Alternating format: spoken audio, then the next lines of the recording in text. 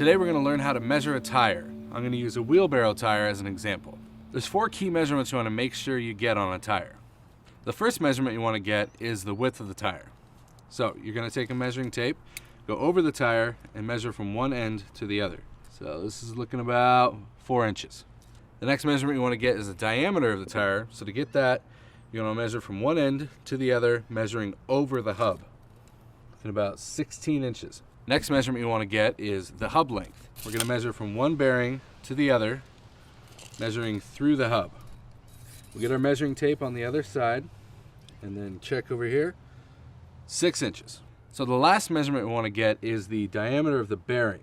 Now, not the outside of the bearing, but the inner part of the bearing.